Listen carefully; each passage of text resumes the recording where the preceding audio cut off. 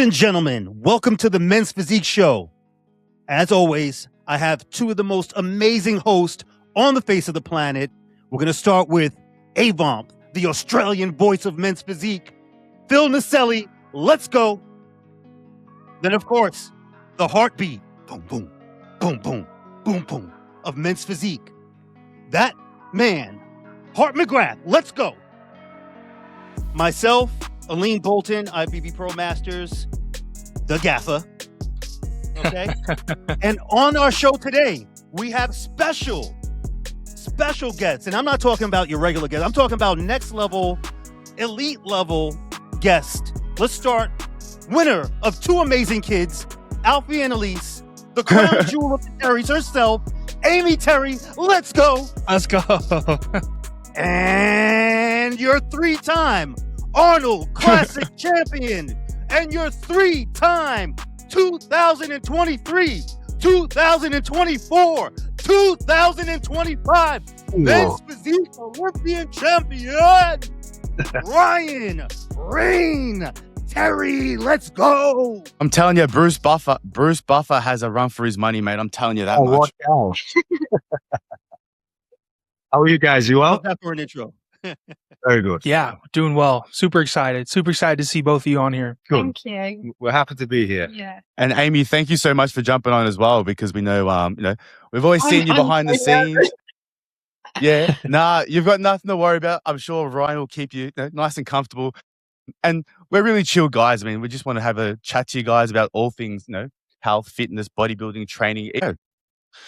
Ryan and Amy, I feel like this interview is a long time coming. I remember back in 2023, Ryan, when you won your first title, I was so pumped to interview you, and I think my channel got demonetized, and I was just so down in the dumps. I sent you a DM, and I said, "Hey, brother, I don't have it in me to do the interview." And I remember you replied and you were disappointed because you wanted to talk to me and I wanted to talk to you as well. So I feel like this is a long time coming. And first question I have for you, Ryan, is it's January, it's 2026. How's the champ feeling? How you feeling, brother? Tired. Not gonna lie, tired already. No, I'm feeling good. I'm not gonna lie, I've had quite a lot of time away from my structure and from my routine.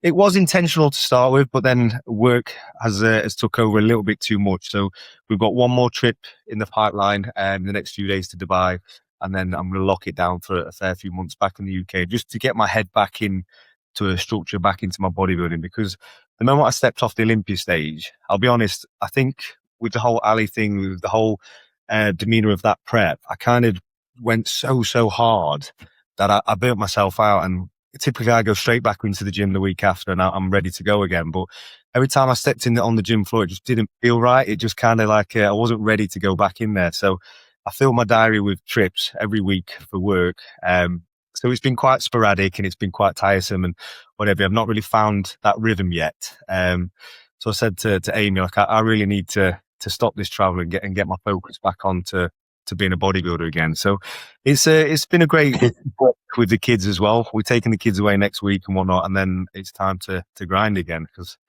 obviously I've got that big target still on my back, and there's a lot of people coming through who want me. 100%. Hey, I have a question for you, Ryan. Who was the biggest spark or the biggest, fire underneath your foot in the start of 2023? Was it Hart McGrath calling you out, or was it Amy? Who really perpetuated and pushed you to go on this reign? I think I must admit that did get under my skin a lot. But I thank you for it though, and that's why I sent you the voice note. And that's why I wanted to speak to you at the time, because I don't think you realise how much that drove me. Like she obviously knows, because she saw me every day, and like I say, it's probably not a good trait to have, but it's how I work. Is people writing me off, or like being the underdog and having that dog mentality. So I needed it, and then obviously you kind of writing me off a little bit there, Hart, back in the 23. Yeah, never again. Trust me.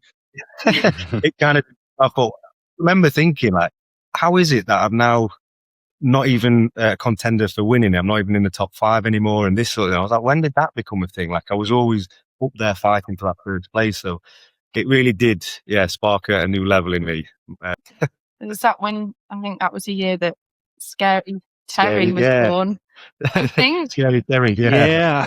The men's physique fans definitely know use that. I know. And then I think Hart improved on that and called you Scary Daddy Terry after that, thinking about it. As soon as the little ones came around. So it's been, not only has like the physique evolved over years, but so have the nicknames, which is exactly. really cool.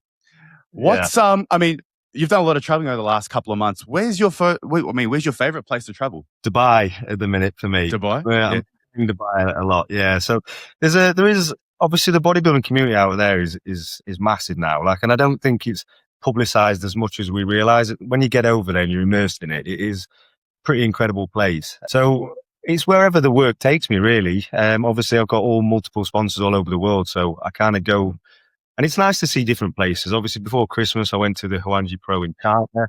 I was in India the week before that, Dubai the week before that. So I've definitely racked some air miles up. But yeah, I have been enjoying Dubai. There's like 80% expats out there, so there's a lot of English out there as well. So you've got the weather and then you've got the English culture. So it's quite, it's been quite good out there.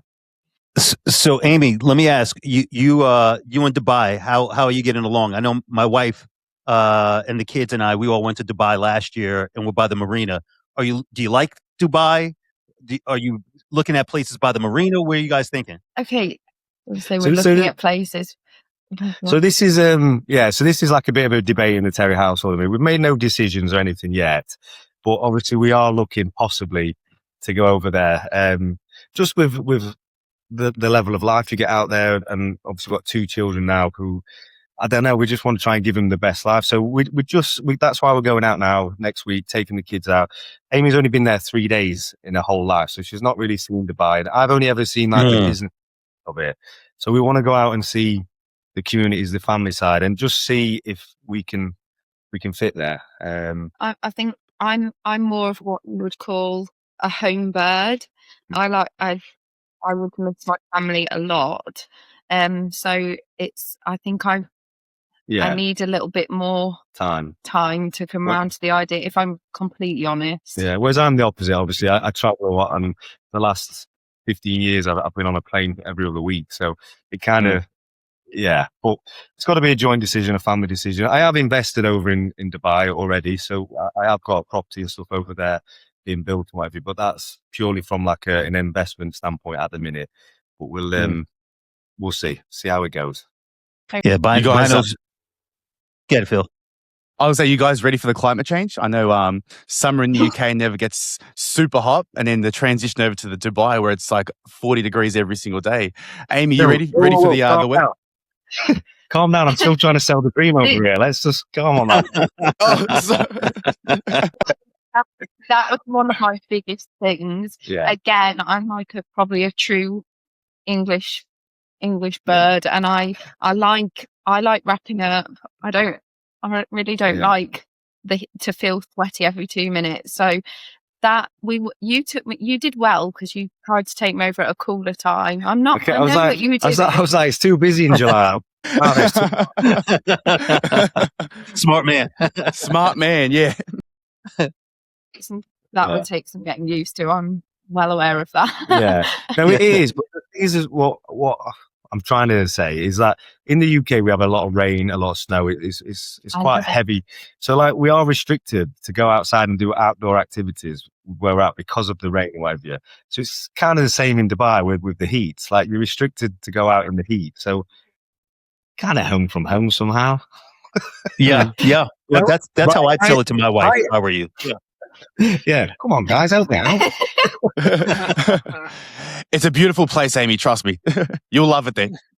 I know. I'm sure I will. I'm sure. Well, I've got a lot of home ties here, and it would be very hard to leave the UK. And as a bodybuilder as well, it's all I've ever known here. So, like the same kitchens, obviously, that consistency. When you talk about bodybuilding, we talk about consistency and repetitive daily things. So, for me to go out into Dubai and then start prepping out there would be a huge change as well in that. So we have to factor that in as well. But for me, I'm thinking longevity, not for the here and now. So even if it wasn't this year or the year after, I don't know. Just going with it. There's no Steph fans yet. I love Bino's gym out there. It's so awesome. That's such an amazing gym. I worked out there. I saw George Farah out there. I think Andrew Jack was out there. Yeah, he was out there when I went. I've seen him before, but he was out there. Great times. Great times.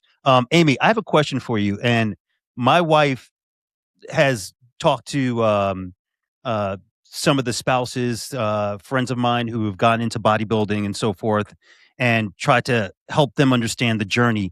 We have 20% of our fans are women who watch our show. Can you help kind of navigate or paint a picture what it's like to be with the triple champ himself and going through prep and kind of being in his shadow in a sense, even though you've got your own identity and you've got your own shadow that you cast? What's it like going out with the champ and just that journey in prep with him? So I met Ryan 11 years ago, and Ryan was already heavily into competing and bodybuilding, weren't you? Yeah. So I can say that I don't think actually I'd ever even stepped foot in a gym before in my life before I met Ryan.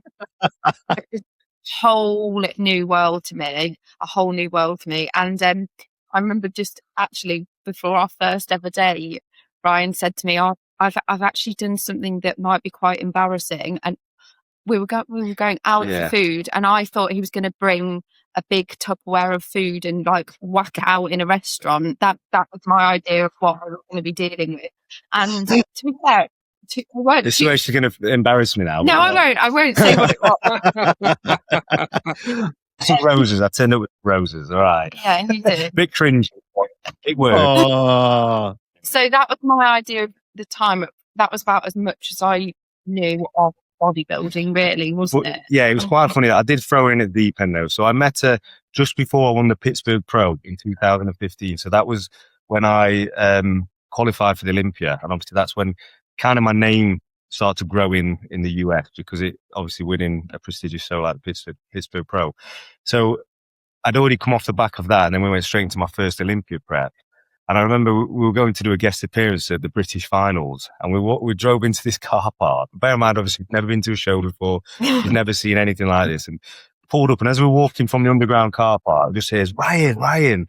We both turn around, and this guy just pulls his pants down in his little budgie smugglers. Like, what do you think? And he's hitting vulnerable back. Yeah. The thing is, I didn't think anything of it. So I'm like, yeah, like you did not come in, you're looking straight. Let's have a glutes. He's turning around, showing me his arse.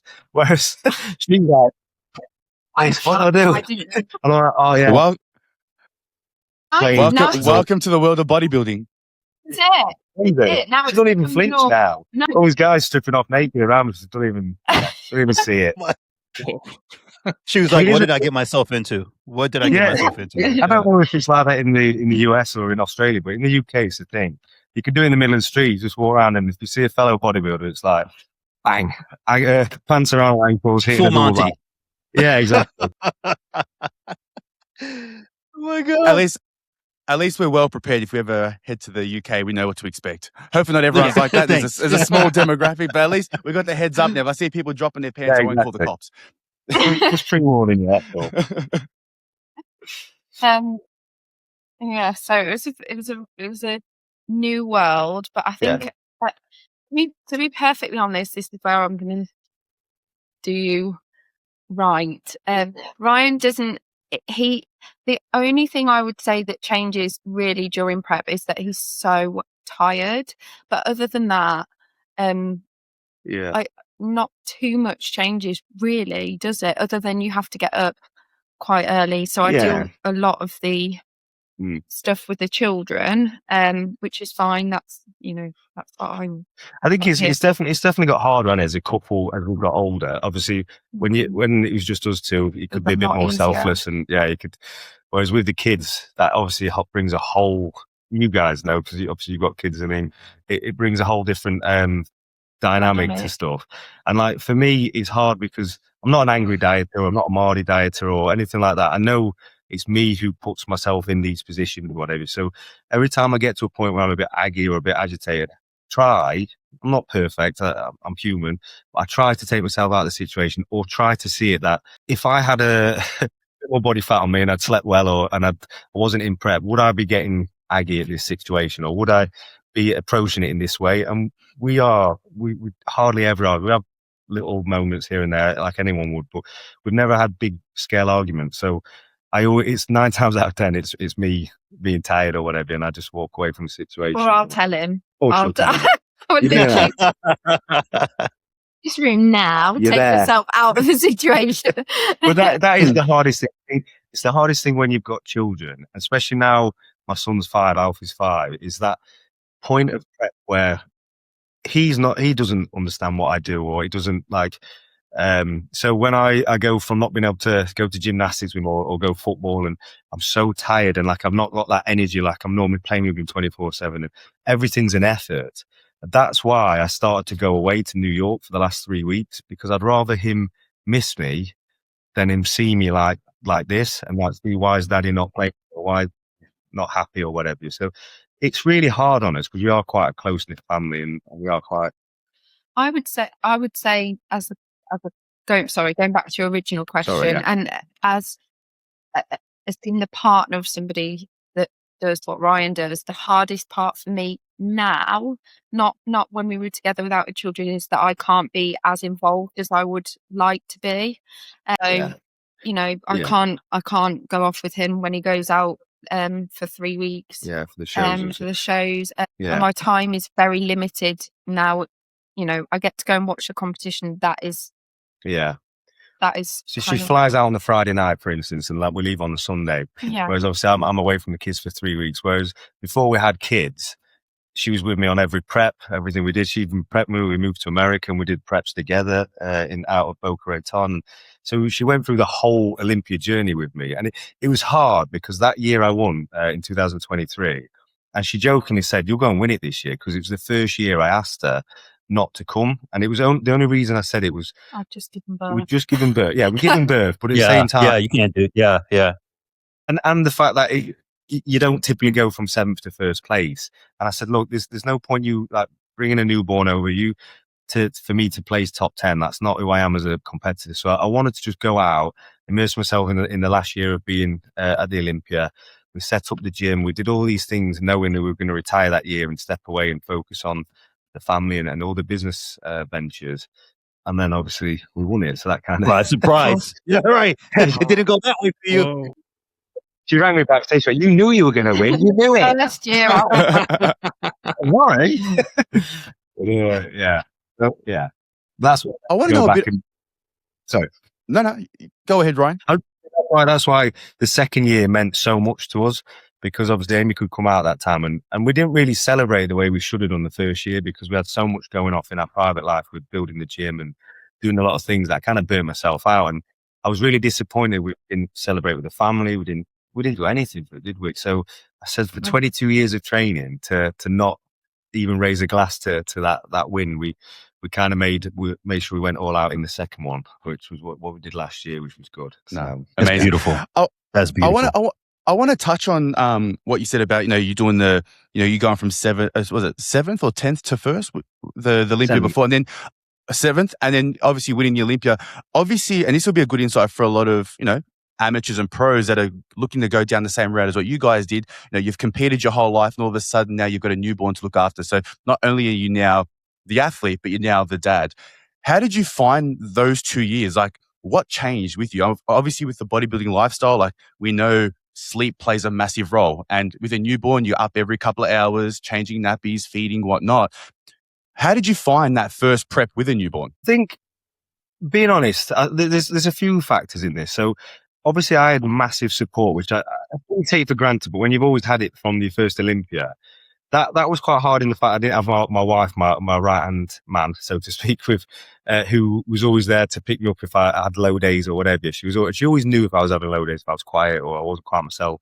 So we didn't kind of have that because obviously all the focus had shifted on to Alfie and whatever. So that was quite noticeable. But I think I was very fortunate because Amy took that role on towards the end of the prep. So like the last 6 weeks, and I'm getting worse and worse. So she was taking on the night shifts every night and stuff like that. So it was hard on us, if we're honest, as a relationship, because we were passing ships and obviously we were both tired. I was tired from dieting and working. She was tired from being up with the baby. So I think the key point in what got us through everything was communication. what do you think? The fact that we tried to sit down and understand it from each other's point of view, where we were struggling, how tired we were. And although we've got family who are very loving around us, we haven't got that support when they're on our door, and it's us two and the kids. And we have great parents, but they're retired. They're flying all over the world, and my family are still in work, so very busy. So we kind of had to adjust very quickly, didn't we? I think first baby, Alfie, he was actually born during COVID. So Yeah. that was a really, really strange time. It was quite a tough and it birth, was a wasn't it? horrific birth. So It wasn't a great birth. It was quite a traumatic birth. So, there was a lot of things that we're quite private people. So I know we're supposed to show all our followers and fans maybe like every part of our life and stuff, but there's a lot we keep to ourselves. It's just who we are. So there was a lot of that we never really spoke of, did we? Which was a really, really difficult time. But yeah. I know where you're coming from. My first son, our first son, second son, had umbilical cord wrapped around his neck when he was in the womb. And I remember I had a Superman shirt on, and I'm in the room with my wife, and the doctor comes in, and the nurses and like this platoon of doctors, and they're like, we have to go to surgery right now. And I'm like, wait, what happened? You know, their angst in that level of conviction that they had in their eyes gave me fears like I can't even describe it. Only a dad and a mom know exactly what I'm talking about. You two probably know exactly what I mean. From a father point, it also helped us. So like, that was exactly what happened. So we were 2 weeks over. She'd been induced, and we were going through quite a hard time in hospital. And then they said, "Look, we're going to have to break the waters at this point. It's getting to the point we have to do it." So they broke the water. But as soon as they did, and I've been watching this heart rate monitor for 48 hours or whatever it was, and I was obsessed with it. And then you just saw it flatline, and it was just pressed. They went, "Look, don't panic. This room's going to fill up." And they hit this button, and it was just kudos to the NHS doctors and all that kind of stuff, because it was phenomenal. The amount of people who filled that room in seconds. They just threw some of those scrubs at me. I'm trying to get change chasing Amy down the hallway, and it was just terrific. Without going into it too much, I can remember it like it was yesterday, but when we got into the theatre, because it was so drastic, they were trying to get the guard up, the shield, green, sorry. And there was like, forget it, we ain't got time. And then it was just, I could see everything. And like, they were quite brutal. And it was like out of a horror film. So, watching your wife when you've been with for a decade in on a table that helpless was just horrific. But yeah, so it wasn't a great time. So yeah, there was a lot of that going off. So there was quite a lot of stuff going off at the time, wasn't they? Yeah. And who held the baby first? Who held the baby first, you or Amy? Well, they it was me, unfortunately. He was in incubator. They just rushed him straight off. Okay. No one got to see him, and he was in the baby NICU, which is the baby intensive care unit, for a week. Yeah, it was just like it was awful because he was just blue. There was no pulse, nothing. It was when they pulled him out, and he ended up getting COVID there. They're looking at getting sepsis, and it wasn't looking good. It was pretty grim. And I was actually dieting. Was I dieting for him through that time? Yes, he was dieting. I don't know if he was dieting because he got a tub of salmon out when I was in labour, and I wasn't great. Yeah. No wonder you're the champ. Come on. Yeah, no wonder. Pretty hard. Well, it was awful. To be honest, though, some of the things I had to do. So in the hospital, we weren't allowed in. But so what they did, one of the matrons, who was one of the head nurses, she actually let me sneak in and through the fire exit. So what I was doing, I was ordering food, like people were bringing me food, and I got on a scooter. I got friendly with the security, and they were bringing me food through the window. I was doing my cardio on the fire exit stairs, and I was going in and out of the hospital through the fire exit. So I was like, I've still got to prep, I've still got to do it, but I've got to be here for my wife. So it was, when you look back at COVID times, you just think the things we did to get through it. But I just remember this this guy who turned up on a scooter with my prep meals through the window, and like the security guy was like nodding to me to say, I haven't seen that. And I was like, time. Wow. So, but these are the things you probably should publicise. But obviously at the time, that's just your life, and it's the struggles you're going through. You don't think to get a camera out to talk about it. You're just in the thick of it, aren't you? And that's probably where I've gone wrong. got some stories to tell. No, you did it right, dude. Like you don't want at that moment, Yeah. you're laser focused and all energy has to go. Yeah. Every morsel of your body, I'm sure, was being poured into. Please, Creator, Lord, whatever you want to call the man upstairs. Just take care of my kid. Just take care of my kid and my wife. Make sure that they're okay. Yeah. I remember telling them, "You could take my life. Just make sure that my wife and my kid are fine, and I'm ready to go. You know, take me instead." And that's how Yeah. I get Yeah, choked that's up right hard. now talking about it. Yeah, so I know exactly where you're coming from, brother. Yeah. Don't get me going. I'm a big. I can cry. Two men's physique crybabies over here. That's what people see. We actually did a video talking about that. We actually did a video post-Olympia, didn't we, this year? Amy really wanted us to talk about, because I don't show my emotions about what stuff really means to me. I can talk about it when it's scripted and I know what I'm going to say and stuff. But she went, please, just let's get a camera going. Because what happened at the last Olympia, it was just really numb, wasn't it? I think because I've been so obsessed with taking people's heads off and like I was angry with this prep. I just wanted to, you know what I mean? Yeah. So after Olympia, when I won, it was just like a real. It didn't sink in, did it, on the Sunday? And I was like, why isn't it coming? Like, why aren't I like ecstatic or why aren't I like emotional? What's going off? And then, oh my God, Monday morning. So the next day, literally, I just woke up crying my eyes out for no reason, just crying. She's like, what's up with that? I don't know, I was so happy. Just kept crying. I was like, and then, yeah, it went on for about 2 hours, didn't it? It's like, give it a rest. I was like, Dude, you had 3 years to build up of tears. It had to flow for 2 hours easily. Yeah, it just kept coming. And then we're walking in the street and someone would say hello to me. I'd start tearing up. Oh, why am I tearing up over someone? Like, oh, we turned around, we need to film it. We need to get some. So we did. We filmed it, but yeah, I can't release it. I cannot. I think like there's a bit more to the back of that, and we basically started talking about all the times that we'd gone through up until that point to get to that point. That was so difficult, and we did think so many times that he wasn't going to get there, that he wasn't going to get that title. Because obviously 10 attempts, and even in 2017 when we weren't ready for it, we both packed our bags, or Amy came with me. She left everything behind. We just took a suitcase each, didn't we, to America, and just 12 weeks out from Olympia, we're just like, right, we need to pick there because that's where Flex's gym was, Dragon's Lair.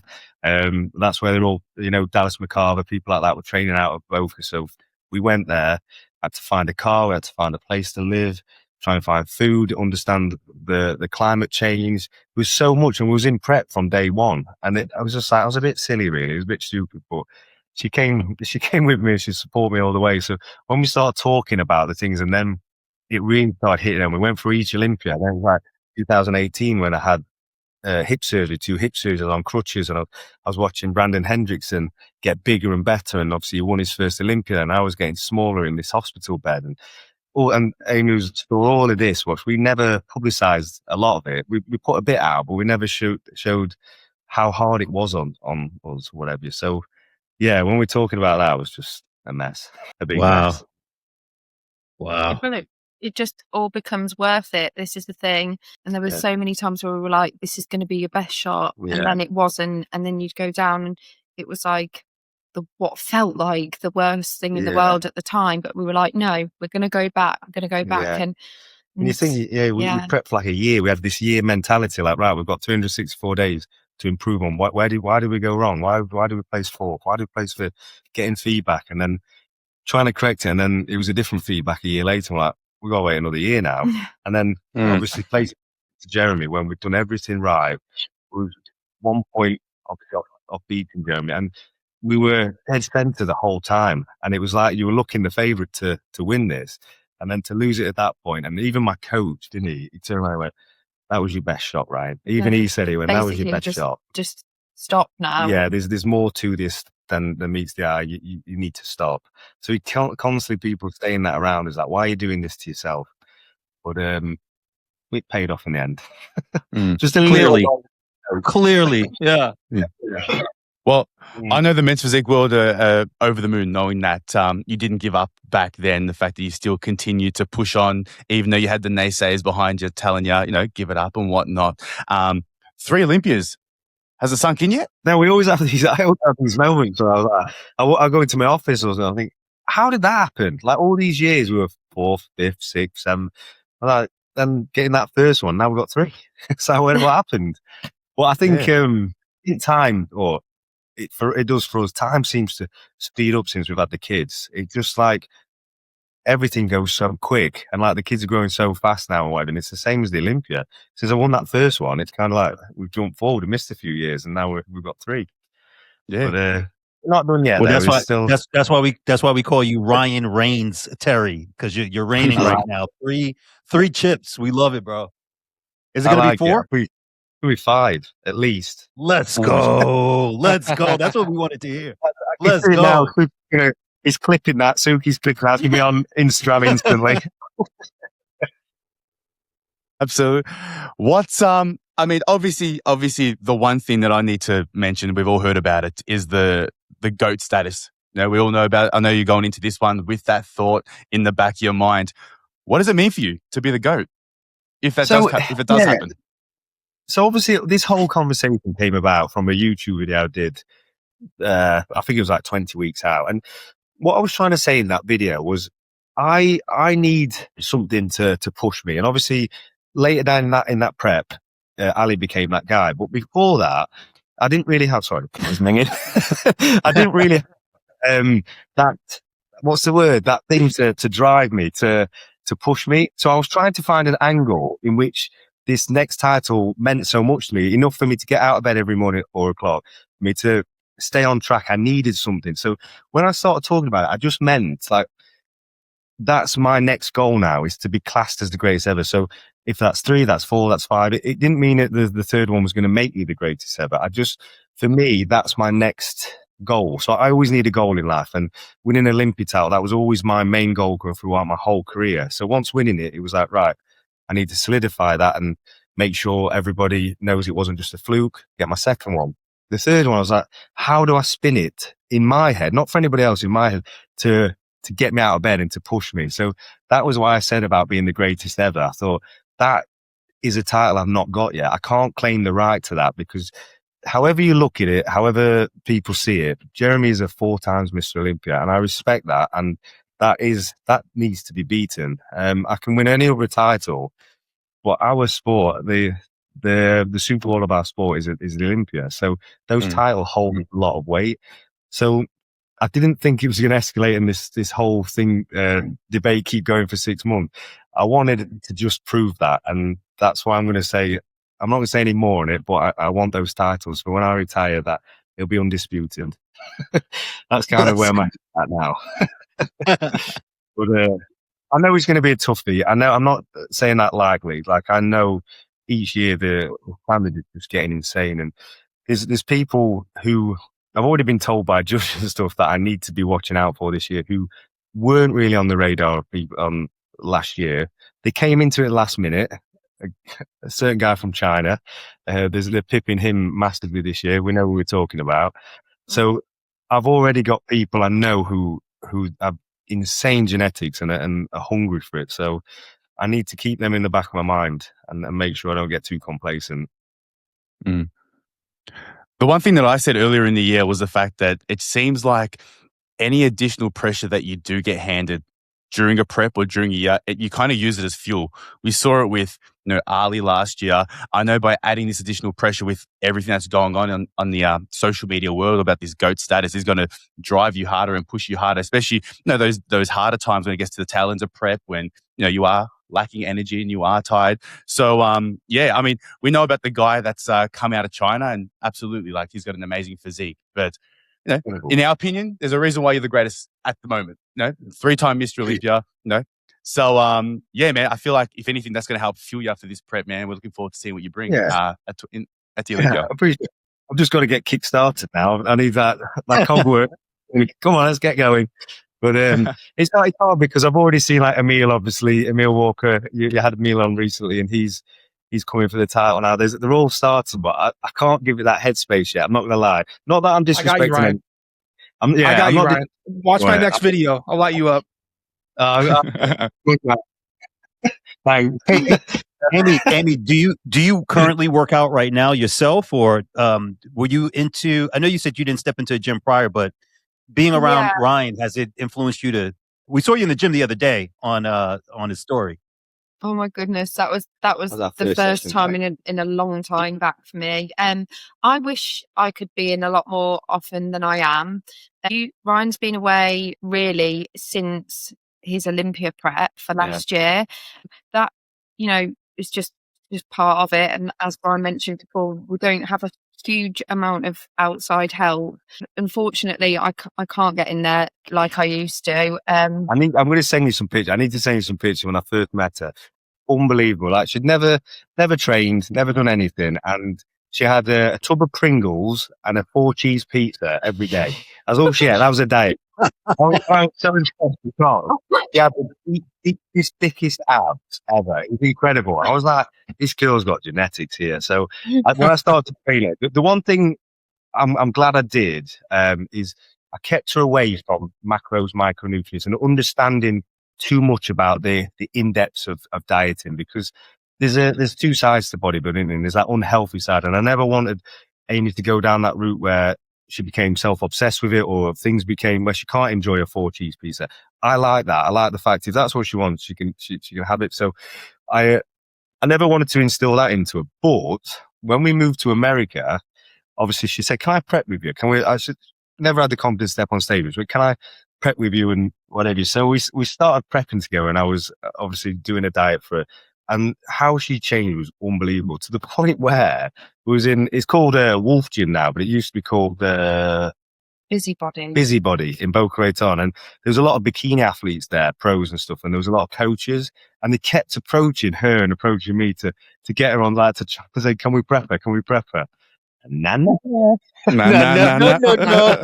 not my wife. No, one. All about me. No, I'm joking. But she definitely could do it. And like I say, we made a promise that now Alfie's in full-time school, Elsie's doing a few more days now. We're going to get you back in and get that confidence back up. Well, I got to tell you, Alfie and Ellis are blessed because they have two parents with extremely great genetics. So who knows what they'll wind up becoming and looking like. We know they're going to look great. Clearly, between the two of you, they're going to look amazing. They look amazing. But I'm saying when they become adults, forget about it. I mean, with the work ethic that you two have and the love and the communication, like those are the building blocks of a great character. Your kids are in a great environment, clearly. So kudos to you guys. We'll have to do what Alfie did today in school. We got told by the teacher today. I'll let you tell that story. I went to pick him up from school this afternoon, and then his teacher said, I must tell you, I found Alfie in the middle of the classroom with all of his friends, all of his peers around him at school, and they're all counting 1, 2, 3. When she looked into the middle of the group, Alfie was on the floor doing press-ups. Let's go! Let's go!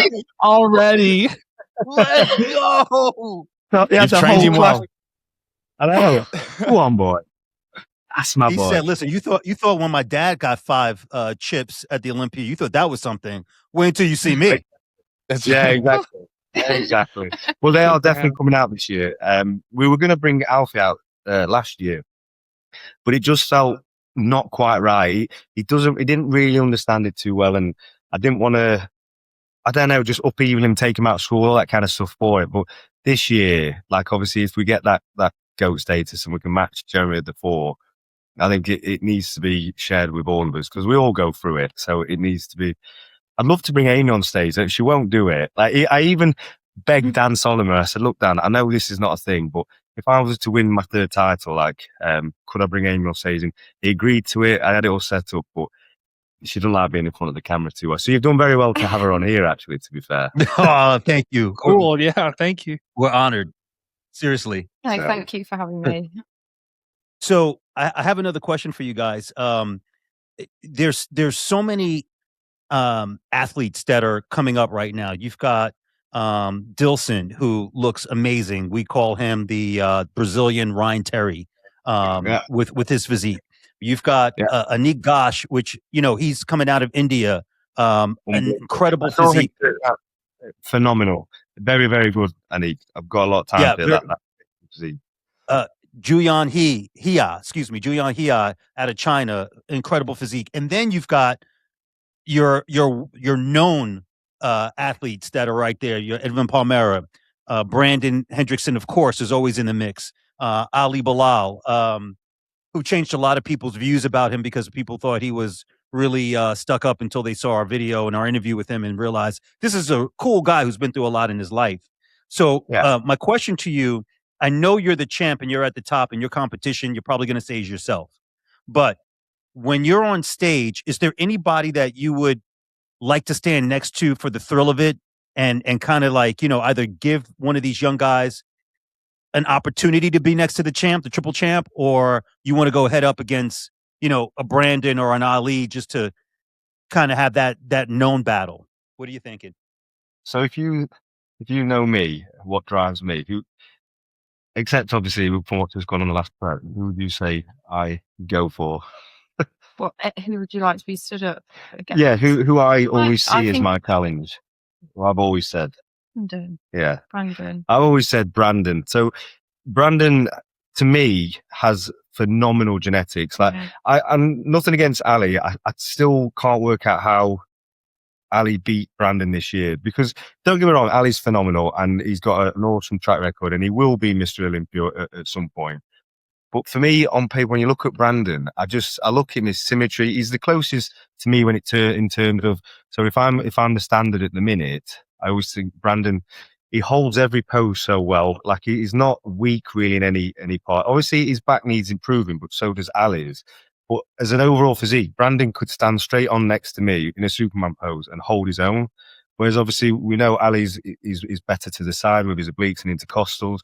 I think Brandon, obviously, when he had to cut the weight when the weight cap came in, I think it maybe affected his back a little bit in that 3D palm. But I still stand by it. Brandon at his best is a Mr. Olympia, and he's phenomenal, and he is the one that drives me. I've always said it. I've said it in previous vlogs and YouTubes. He's not. When I went out to see him in Pittsburgh, I was so impressed with how he came in. Obviously, when he turned to the back, he got lost a little bit, but on the front, how his waist came in and his shoulder to waist ratio, his X shape. He's not weak in his legs. He's got very strong legs. He's got great tie-ins on his hamstring. I know, obviously, they're not judged because we've got shorts on, but I see that. I see physiques, and you put a mirror down Brandon and he stands straight on. He's aesthetically, I say perfect, but very symmetrical. Like his symmetry is good. So he's somebody that I'll never take lightly. And I think I say what Neil said previously, I think on a podcast recently, where Brandon's not weak. He just it puts it together better once his back's filled out a little bit more, or if he gets that crisp condition he needs. He could easily take that title if I'm not at my best. So yeah, I will.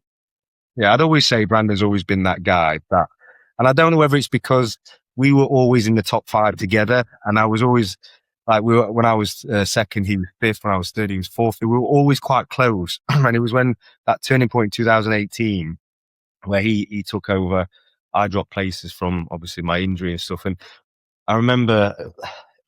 He was always my driving force because I was chasing back to where we were. I always saw him. He probably never knew it, but in my head, I was chasing that one guy. And it worked. But yeah, that was a long-winded answer, but I'd say Brandon. That was great. That was awesome. That was awesome. I want to ask you, Ryan. Obviously, leading into this one, this is going to be an important prep because there's a lot of talk between you and Brandon, and whoever wins that next one could take that GOAT status. Now, knowing that Brandon's on your back, and it's weird for me to say this, but what does the champ need to do and potentially improve on to keep Brandon at bay? It's really difficult you say that because there's no such thing as perfection, and I always want to find something like a critique my physique in order to push and to work on something. But when I was speaking to Steve and I was out with Bill in China, he's like, you are the standard now, so you need to maintain that and keep bringing that in. Whenever you're coming at that condition, Ali, unless he brings his back up massively, and they're like genetically, you are what we want. So if I keep coming in the way I am, then obviously we're where we need to be. But I still look at things like I want more fullness on my triceps. So when I hit that Superman pose, I've got slightly more rounded arms. I always look for something because you need to. If you think you're ready or you're where you need to be, then you're just going to get complacent. So I always try to look at improving something. But in terms of, I've got to be careful because I'm at my weight. I always go on stage. I weighed in at 200 this year, or 201, I think it was. But my stage weight is 202, so I can't put too much more on. If I'm honest, each year I was trying to creep up to 230 and 228, and sitting there and pushing my weight up to that. I was uncomfortable all year. I felt lethargic, but then I still had to get to 202. So like it's kind of. Yeah, it's a difficult one. I'd always like to find stuff to improve on, was what I'm trying to say. And last year, with Ali talking about his intercostals and his obliques and that, he's got a better midsection than me. That was right, I need to improve my midsection. But every day for 8 weeks, every morning, I did side planks. I did obviously front planks. I did vacuums. I did ISO holds every day, like 30 to 40 minutes. I was doing an hour cardio and 30 to 40 minutes routine of just tensing, just because I was like, I want to go on Ali's best pose, which is, and he beats everybody for that intercostal, that shot. And that's why I did that shot. I wanted to think, right, if I can hold myself next to him, not necessarily beat him in that shot, but if I can hold next to his best shot and then showcase what else I've got, then he can't beat me. And that was my mentality doing that. So for 8 weeks, I just focused on that. So yeah. And it showed. Oh, No, it showed big Hells yeah. time. Hells yeah, it did. I remember my question. Sorry, Ryan, in about 7.5 weeks' time, we got the Arnold Classic. It sounds like if Brandon comes in 100%, you have him winning. But if you had to have a runner-up at that show, we got Vitor Chavez, Andre Dayu, Ed Von Palmera, and Manuel Hunter. Who do you got taking second? That's a good one, that is, because I don't want to, it's going to sound quite controversial, but obviously I was in China with Ed Van, and Ed Van looked good, but I'm scared that if he carries on going away, like keeps doing shows and shows and shows, he's going to burn his physique out. And he's got a top 4, top 3 Olympia physique. So for me, I want him to rest up and like soon. And I'm worried, like when I saw him in China, he was good, but he wasn't at his best. And you could see he's been on diet for a long time. He looked worthy when he looked phenomenal. But I'm just, when you're looking at that Olympia and you want him to be in that top 3, that top 4 call out to start coming in from that top 5 place in. I'm fearful if he keeps doing all this, is he going to fade for the Arnold?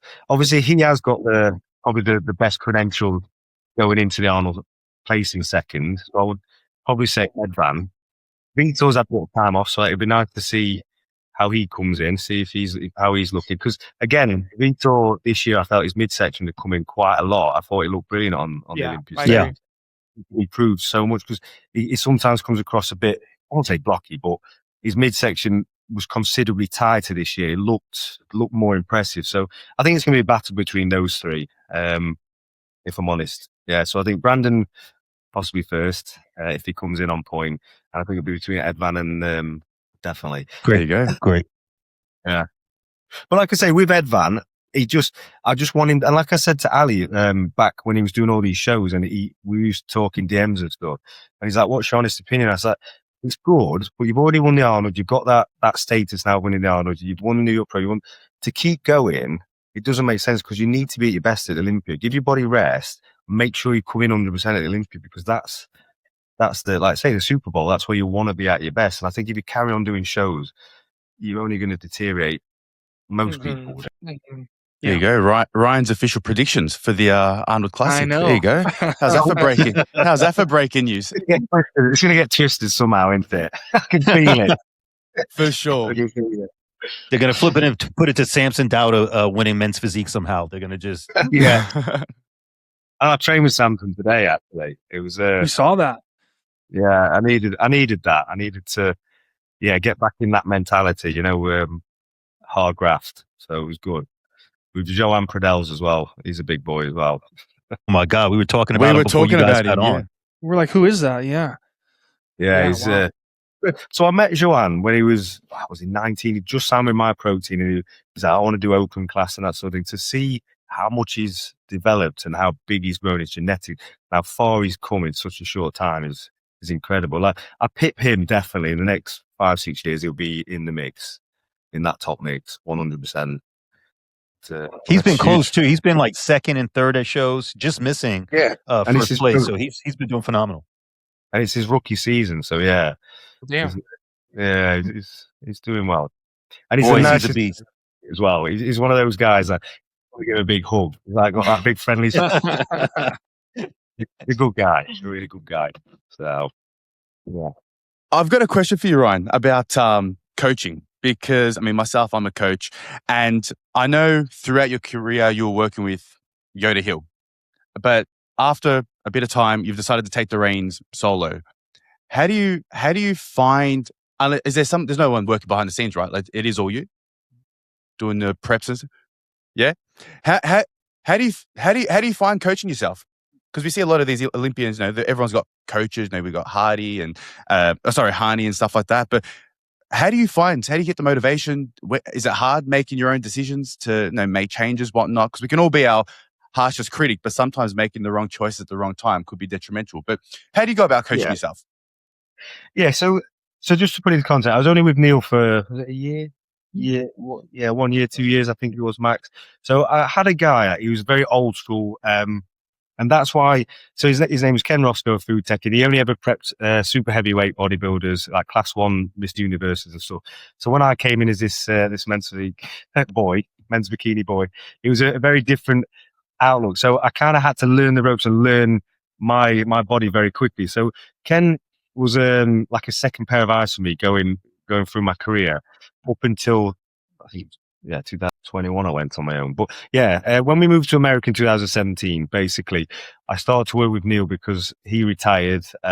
He was like in his 70s now. He wanted to just enjoy fishing and that sort of thing. So I felt like I needed a coach because everybody I knew around me had a coach. But I did know my body at that time. So joining Neil, he was my next door neighbour. He was our next door neighbour in Boca. So it felt right.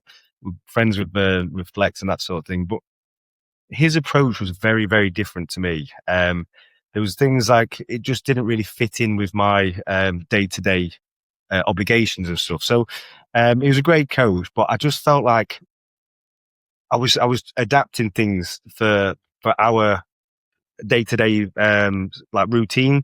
So it felt like, no, I need to do this myself. And if I'm honest, I wanted to be accountable, because after the preps we did with Neil and stuff, I felt like, did I not give it 100%, or because could I have been better if I had done this? Could I have been better? And I was always questioning myself. So I thought, I need to try it.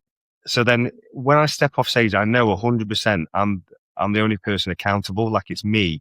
So I can't hide behind anybody. And I know if I missed the mark, it's my fault. So that's what I did. And I started dieting down, and it was the best run we had. I won the Arnold Classic in the UK in 2021, and then obviously winning the New York Pro, and winning the Olympia 3 times and stuff. So it was good. There's times in prep where you really do need a second pair of eyes. So like certain things where you're second guessing yourself, Webby. But I've done it a million times. I know my body. I know the signs in when I need to reboot my level. I know the difference between being tired and, like, say, my body shutting down and working against me. So you just have to be sensible and reason with all your decisions.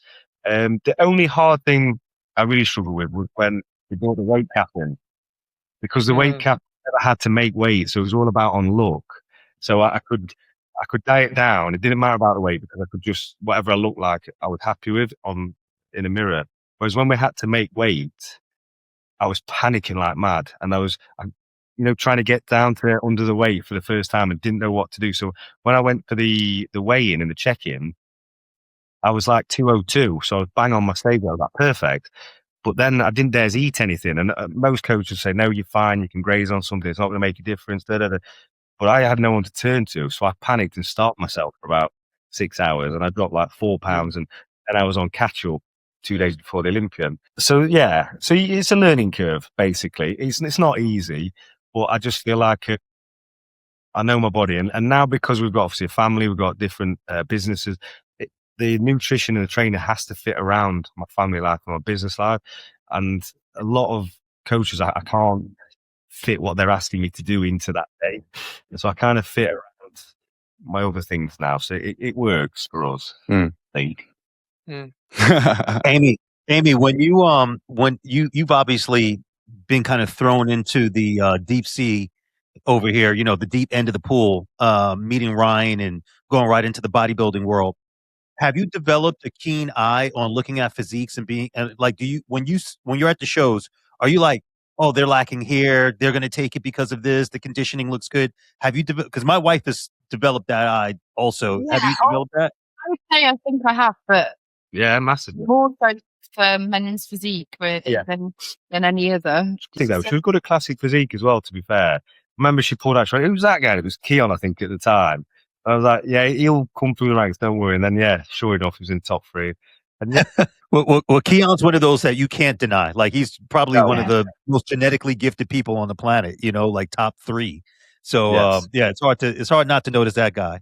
That's for sure. I have, obviously, when we're like making food for the kids, we're like, hey, but have you seen this guy? Yeah, but he's lacking there. Or, yeah, he's good, but he's not got that yet. You can see that goes over it. I love that. Hey, Ryan, I wanted to ask you, I mean, one thing that I noticed throughout a lot of your preps is how busy you keep as an individual. I mean, I know there was one prep where you started the gym. There was one year that you did the watches. There was one year that you had the little one. There was one year that you did the board shorts. Is that the secret to winning Olympias? Just keep yourself as busy as possible and just open businesses up? 3 Yeah. was obviously The hardest. the hardest year. And it was the first year. I don't what? First year what? The first year winning, yeah. Yeah, so it was the hardest. There's one thing we've talked about, and we realised very quickly that I don't know whether it's that mentality of if something's running too smooth for me, I have to put pressure on myself from without knowing it, subconsciously. I start putting my back against the wall, and I then have to like fight myself out of it, and it's like self-sabotage basically. So when I start prep, I end up taking these big projects on, and I don't know whether it's because it takes my mind away from prepping and like the day-to-day monotonous grind and thinking of my next meal or whatever, that if I keep my mind busy on multiple things, I haven't got time to think about food, I haven't got time to think about other athletes, I'm in my own lane, and there's no such thing as coincidence, and it happens every time, doesn't it? Building this house, we got married, I had the operation, all in the same time when I was prepping for the Olympia. The second, obviously, building the gym was crazy. I had the British Championship, so we were running the biggest amateur bodybuilding show in the UK, which had an expo on the side of it. It was massive. We had Kai Green, Phil Healy. I was organising everything myself. I had 40 contractors on this, a 20,000 square foot building, trying to build this building. We had Elsie, a newborn, in the house. It was carnage. And I mean, it was, again, that wasn't a great birth either, but it was just, and I seem to do it every time. I don't know what it is. And I'm not materialistic either, but I start buying stuff, random stuff as well when I'm dieting. And then I look. We've all done that. Right. No. Put it down. You don't need another 10 pairs of shoes. Right. You are very right. There is something about when I go into prep, I find that pressure somehow. And I don't know. I don't know what it is. And I can't seem to deal with that type of pressure in any other time. When I'm in prep, it's like a fight or flight kind of situation. I have to do it. I hope you don't mind me saying this, but in 2023, that year particularly, which was the first year that Ryan won, there was one point in the prep where, like we've mentioned, we had so much going on in our private life, but Ryan actually, we were on the bed upstairs, weren't we? And he just said, I don't think I can do this. I don't think I'm going to be able to compete this year. There's just too much. And I don't think, and we really had a serious chat, didn't we? And I was like, you've got to you've got to just see this one out. We'll go from there. Thank goodness. Yeah. So at the British Championship, when I did the British Championship, I was running around because it was obviously my reputation at times. It was called the Ryan Terry British Championship. So I was panicking, and I'd got Phil Heath over, Kai Green, and I was on autopilot, running around constantly and stuff. But I was missing meals, and I was interviewing Kai on stage, and then I was doing a meet and greet with Phil. And I remember I was on this meet and greet, and Phil was stood next to me, and I'm talking to, and his queue's massive, and it wasn't going down. And as I'm talking to me, my sentences weren't making sense. Like my words were going in the wrong format. And Phil stopped him at Ryan, and I was like, I'm not making sense here, am I? And he actually said, he went, you need to stop. This is ridiculous. Like, you're 2 weeks out, or you're three weeks out. That was it. You're 3 weeks out from Olympia. This needs to stop. So he stood up on the table, and he's told the crowd, said, I'm going to stay, but Ryan needs to go. He needs to go. So I went to the green room, and I was like really dizzy. I was all out of sorts, and I was running myself. But at that point, I was going to be hospitalized in like a couple of days, definitely. And then when I was in the green room, that's when there was a few tears and whatnot. And she just basically said, you need to go. And my team around me said, you can't be here. And that's with the gym, with everything I was running, like, you're not going to make the Olympia at this rate. So that's when I literally on it, 2 days later, I'd packed my bags, and that's when I went to New York. And that was the first time I'd gone to New York to prep for the last 3 weeks. And it was so hard, obviously leaving everybody and fearful that the gym wasn't going to get finished, because that was in January. This was in November. Had to get it finished for January, and it was still a building site. But the moment I landed in New York, because I was sleeping between my meals, I was getting my 6 meals in, I was doing my posing rounds, I was sleeping, everything. Like, that's the day I came in 6 pounds. I grew into that show. I was 6 pounds within 3 weeks, and my body was transforming every day because I was resting. I was doing my posing rounds. I was seeing Steve. I was in that environment. And I just realized, obviously, it was the best decision we made. But going forward, that's what I have to do, is that 3 weeks is be out of all this business and everything what's happening here, and just focus on that bodybuilding Olympia title. Well, clearly it's working for you, brother, because, I mean, 3 in a row, geez, like, especially in today's time when all the athletes are huge. I mean, you're bringing a look that's unparalleled right now. It's just next Thank level. you. I got a question for you. Steve Thank Payne out here in Georgia. You know Steve Payne, promoter. Yes, he's a promoter. Yeah. Steve Payne asked me to ask you, what's the craziest thing that happened to you at the Olympia? He knows what it is, but he wouldn't tell me. He wouldn't tell us. What's the craziest thing that happened to me at the Olympia? This might be news to me. Are you throwing me under the bus? Uh-oh. Steve, did you just open up something in the Terry's household? I hope not. What, the last Olympia? Or any Olympia? It's probably It was backstage, he said. He said it was backstage. Oh, I don't know. You put me on the spot now. I'm thinking, was it last any Olympia? I don't know. Do you know what it is? Yeah, do you know what it is? I don't. He didn't tell us. He was like, just ask you guys. So He left his I'm like, dude, you didn't even give me a heads up. Well, maybe someone hit you with the full Monty backstage or something at the O. I don't know. Poor guy's not going to be able to sleep now. He's going to be ringing in his head all night. It's like, what happened? No, I do need to know that. If we can find that out, that'd be great. I'd appreciate that. I'm definitely going to ask him. All right. Well, let me shift gears then. The one thing I did. Oh, sorry, go on. Sorry, we were just going back. I just didn't want to miss this point. Which, I don't know if you saw the video about like the manifestation thing this year, or what I did on the last year about the. I've never really focused on like manifestation and what I wanted to do. And last year, and we've got all the footage of it over the 16 weeks. I kept saying, I don't know what it was about last year. I was obsessed with, it wasn't about winning. It was about how I won. And I was obsessed with them. People kept interviewing me, and my videographer ads kept saying, but you've got to elaborate on that. What do you mean by that? And all I kept obsessing with, I wanted to do a scenario what has never been done before, where there was 9 of us, and I was literally kept saying it. I want 9 in the top call out, in the first call out, sorry. They go, why? I said, because they always have an even number. That's why it's the top 6. And I said, I feel there's at least 10 guys, if they all come on their A game, any one of them could be Mr. Olympia. In my head, I think the standard is that good now. So I think kept saying it. I'd love 9 people, and I'm starting to visualize, and I obsessed on this, was that 4 people either side of me, and I wanted to stand in that X, in that red spot, and nobody stands in that box. Everyone, we're not allowed to. We always have to stand in those boxes outside of that red X. That's right. Yeah.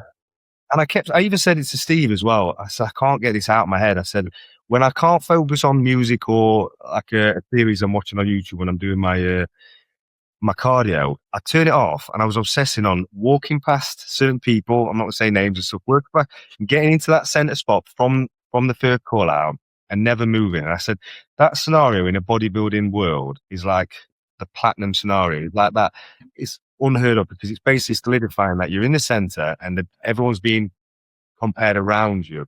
You've got that first spot. And there was just something I couldn't get that out of my head. And I kept saying it and saying it and saying it. And it happened just like that. And that's so, the power of manifestation, all that kind of stuff. Because in 60 odd years, I've never seen that happen. I asked Steve, and he said, no, we do typically have 6 people, because you build that momentum for the finals, or you don't know who's got first or second, and it creates that buzz, and it still leaves it open to be judged in finals. Whereas coming off stage, that was the pinnacle of my career last year, was knowing. And you couldn't deny it. And it was hard, because when you were backstage and people were clapping, people were saying, like, what do you think? You couldn't turn around and be humble and say, oh, I don't know, we might be winning it, we might be the top 2. It's like, no, I've won that. I won that. Exclamation point. Yeah. From day one, I've never moved. Obviously, we might never ever be able to reenact that. That was like a one-time thing, I think, in my career. But I can't get that out of my head. It was the biggest highlight of my life. Dude, that's actually a great segue. Right. That's actually a great segue into my question, which was, speaking of Manifest, we obviously were with Manifest Shorts, board shorts. They're one of the sponsors of the show. And you were wearing Manifest in prejudging, and then changed your look. So my question to you is, what prompted you to wear Manifest shorts, which, by the way, looked amazing? Shout out to our sponsor again. And also, what happened between prejudging and finals, because your look changed? To us, you looked fuller and a little bit crispier in prejudging than you did in finals. What transpired there with the board shorts and the look? Yeah, so the reason with Manifest, Alex sent me them months before. He wanted to do a Ryan Terry line for the Olympic stuff, and I'd already gone into production with Gymshark. We've been building them for a year, those shorts and stuff. So I couldn't do it, but he sent them anyway, because he said, I want your feedback on it. I'd love to know what you think of it. The moment I tried them on, I'll be honest, I thought they were phenomenal. I thought, man, like what he's done with those shorts, I've tipped my hat to him, because obviously I had Alton, and it was a lot of blood, sweat and tears went into getting those right. And I feel like he'd nailed them. And when I put them on, it just felt right. They felt good. And I like the fact that Alex is a grafter. He started from scratch. So I wanted to support him, like just purely out of that, no financial gain, nothing out of it. I wanted to support him. So I spoke to Gymshark and I said, look, can we reveal the Gymshark shorts in the finals? Because most of the pictures will circulate with you, with the medal, with the titles and stuff. So I want to put everything into those for Gymshark, but I also want to like tip my hat and pay my respects to Alex and what he's done with Manifest as well in prejudging. Little did I know Andre Deal was wearing the same shorts, which was never. But yeah, and in terms of conditions, so this is something what I've never been able to. I'll be honest, it's my worry, and no matter what I do between prejudging and finals, I don't know whether it's when I pump up or I can peak for prejudging, because we're pumping up and our carb load and all that kind of stuff. I can perfect that look, but then from there onwards, I had 50 grams of mince, 50 grams of rice, a bit of avocado in a 6-hour window. I had hardly any food, but you still look more watery, you look fuller, but it's just because I'm later on in the day. No matter what I do in that window, if I eat loads, obviously I'll fill out. And because I've got quite thick abdominals, if I eat too much, as soon as I start posing, all the blood rushes to my stomach and gives the illusion of a wider waist. So I've got that, you're in what's the word? You're just stuck between a rock and a hard place, because do you carb up and come in fuller and whatever, but then run the risk of looking blockier in the midsection the moment you start doing your posing rounds? Or do you try and stay flat and try and stay conditioned through not filling up and having minimal food. And that's the route I always end up taking, because I never want to run the risk of blowing the stomach. That would be makes total sense. Makes That would total be- sense. And I've never taken like supplementations to help with drying out or anything like that. I've always done it like naturally. So I don't No ever want to stop. diuretics, no nothing. Not like a half a pill of diuretic or anything. Nothing like Wow, that. impressive. I think because my diet, I have a lot of sodium in my diet all year. I have a lot of pink salt, almost respiratory sauce, the cold weather, all that kind of stuff. I think all that plays a big factor. When you go to Vegas, you're in the desert, the heat dries me out very quickly. I literally drop my salt the day before, just minimal. I still have it on the day, but you drop it by half, and it draws so much out of me that I've never needed to go down that line. But I don't. You were walking around Vegas, the only person in a full-on tracksuit, and we saw video footage of that, by the way, so there's proof. Yeah. It's not just Amy. Yeah, that's proof. I was walking, honestly, security guards, when I was walking through the hotel, security guards were following me through the hotel. Thought I was like a homeless drug addict, because I'd love to stay, but I couldn't explain it. I just needed to be out, and that was my way of being in my own head and focusing on the job at hand. But you look back and you think, yeah, that was a bit silly.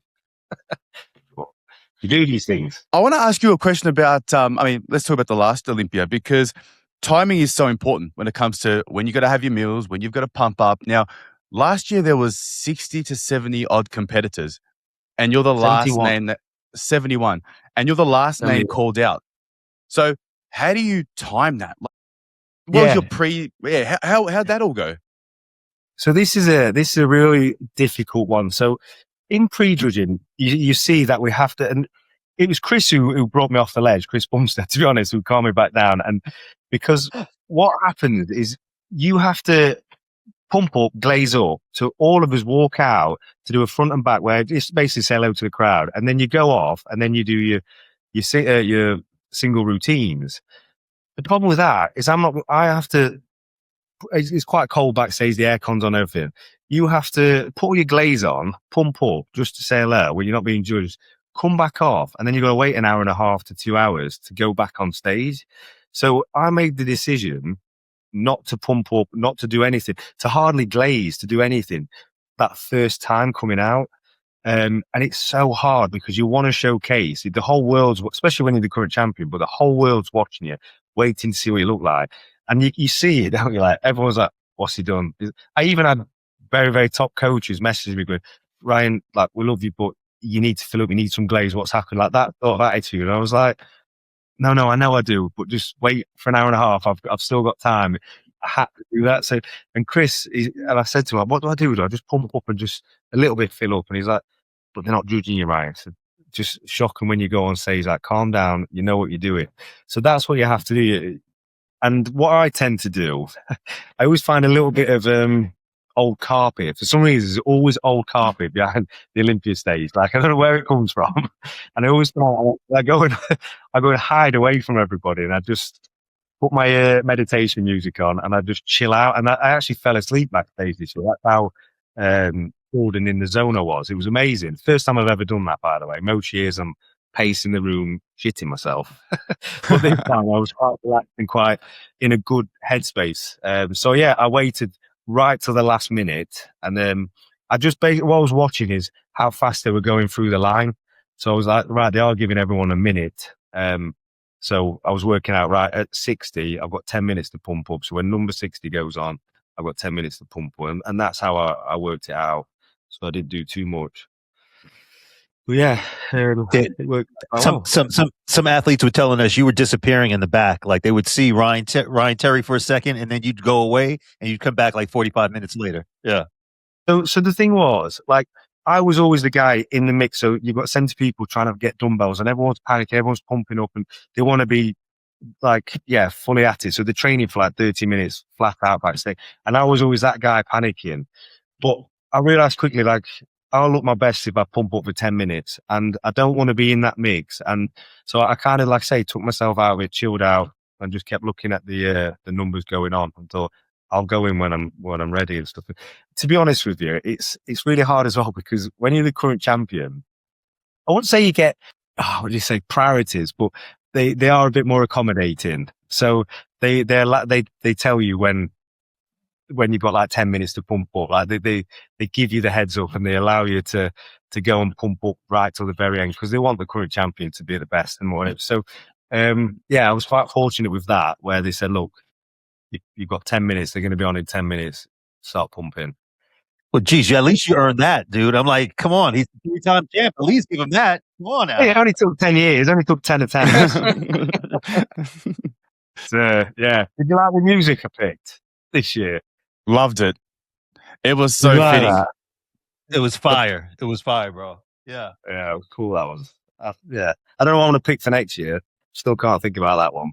Well, you've got less time now to pick it now that the Olympia's shifted earlier. So, yeah. What are we thinking? Yeah, the date is literally 6 days before Alfie's birthday, which is not ideal. So the last 3 years, I do Alfie's birthday on the 20th, and then we leave for New York on the 21st. Whereas now, it's So it's a bit of a touchy subject at the minute in the Terry household. It's not because he's going to be there. Yeah, that's it. This year he's coming. Yeah, Awesome. Be in Vegas for his 6th birthday. Hey, that's a cool birthday Amy, to have. Right? It is. Amy, I was going to ask you, what's the most challenging time that you've had with Ryan? What has there ever been a moment where it's like it's made you, not that you were like, okay, I'm leaving or I'm out of here, but has there ever been a time where you felt like, man, this is difficult right now, and you guys made your way through it? I would say for me, ironically, was 2023. As we just touched on earlier, we had unfortunately a bad birth with Elsie, but it wasn't actually her; it was me on that occasion. So I wasn't in my best health, I would say, after that birth, and we had obviously had the gym going on. Ryan was under incredible pressure, and I think maybe, if I'm being completely honest, I sort of thought, do we need now, because we were building the gym, do we need to keep going for this Olympia because it is such a huge thing? Obviously I knew he was going to have to go away for a certain amount of time. I wasn't feeling particularly great myself. I had a newborn and a toddler, and I just thought, I don't know if I could do this on my own, be at home on my own for that 3 weeks.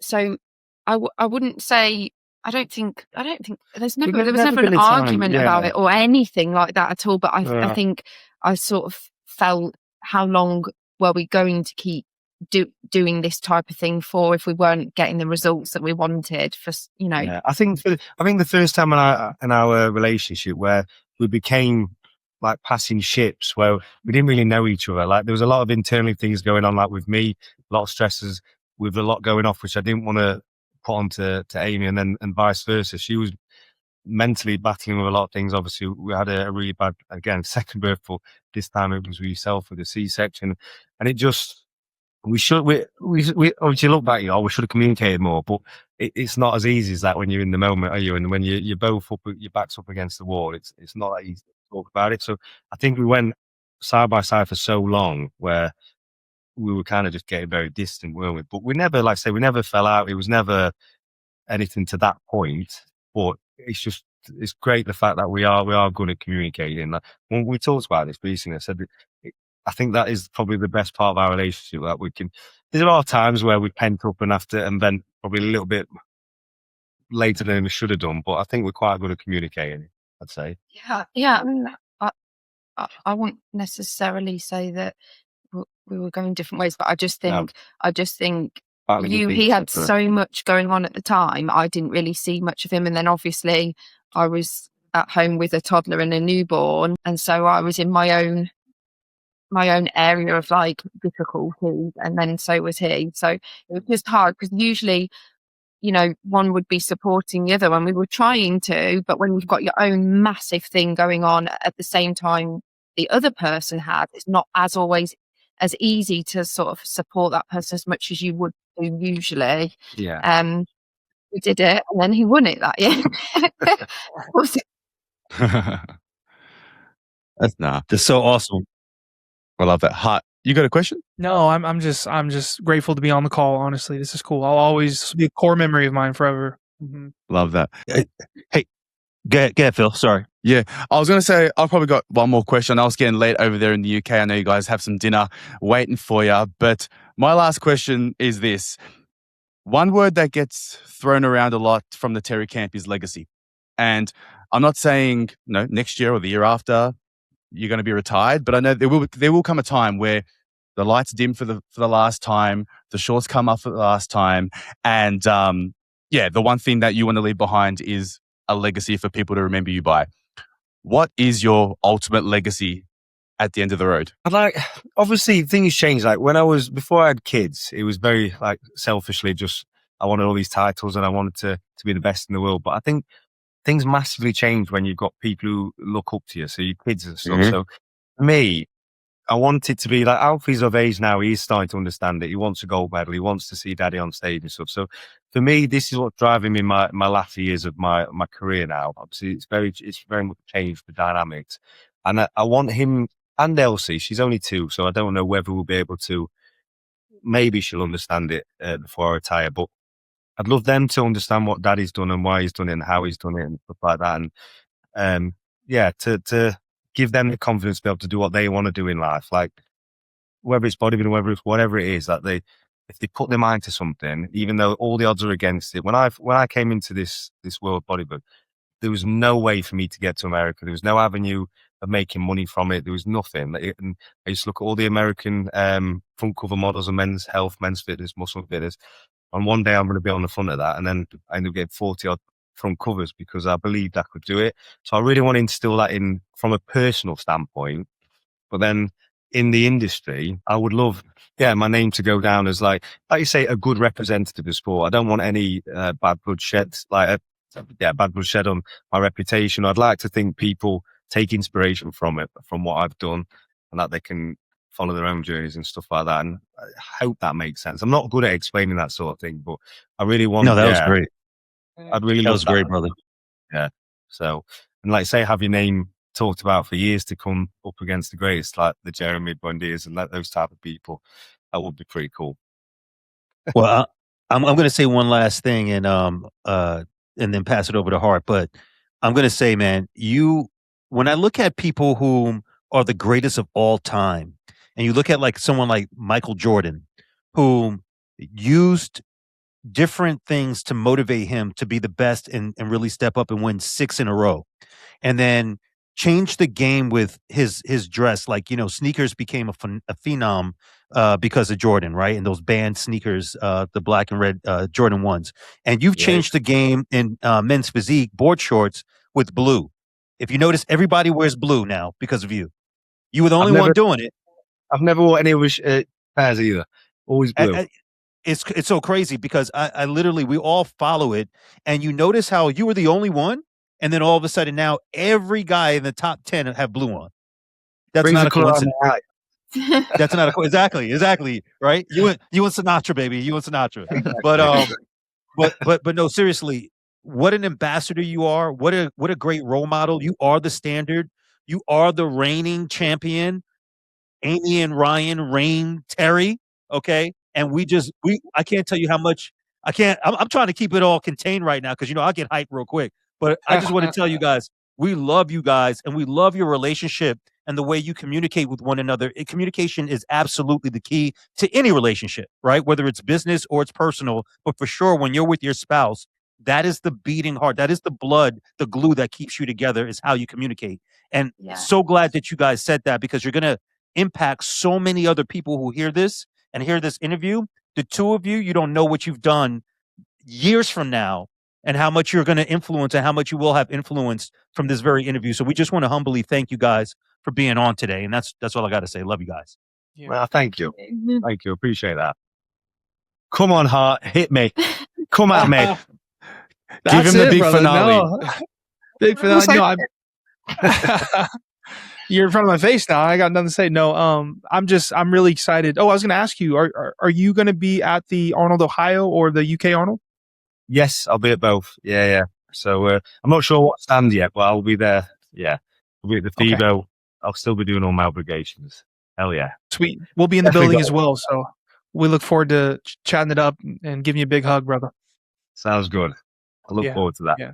And Hart, make sure you get some of that shit talking ready for me. Not yet, though. Bro. June time. Please don't do it, okay, I'll think of someone.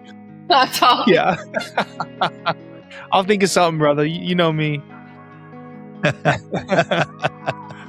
Hey, thank you so much, guys. Thank you so much for coming on. We love you. Thank you for this. No, I appreciate it. Thank you, Don. Thank you.